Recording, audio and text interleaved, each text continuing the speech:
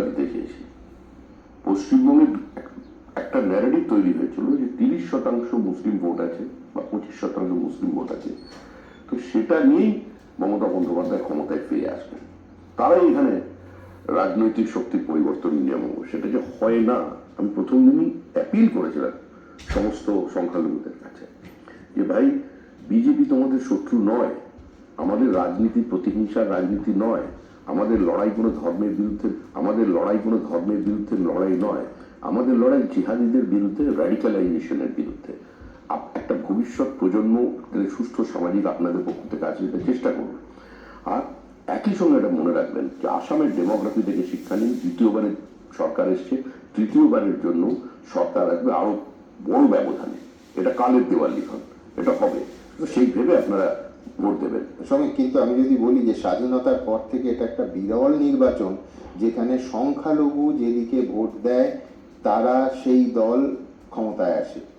বহু বছর পর, আমাদের জ্ঞানে তো বটেই, বহু দশক পর এরকম একটা ভোট হলো যেখানে পারসেপশন যেটা, যে সংখ্যালঘু ভোট তোমরা পাওনি, তা সত্ত্বেও তোমরা ক্ষমতায় এসেছো এবং বিপুল আসন নিয়ে ক্ষমতায় এসেছো। এই বার্তাটাই তো আমরা দিতে চেয়েছিলাম। উপাসনা পদ্ধতিকে হাতিয়ার করে, তোষণকে হাতিয়ার করে দীর্ঘদিন ক্ষমতায় টিকে থাকা যায় না। কেউ যদি মনে করে থাকে, একটা সংখ্যক হিন্দুরাও যদি মনে করে থাকে যে আমরা উগ্রতা দেখাবো, আমরা ত্রিশূল নিয়ে ছোটাছুটি করবো রাস্তা, আমরাই নিয়ন্ত্রণ করবো পরবর্তী সরকারকে, সেটাও হবে না।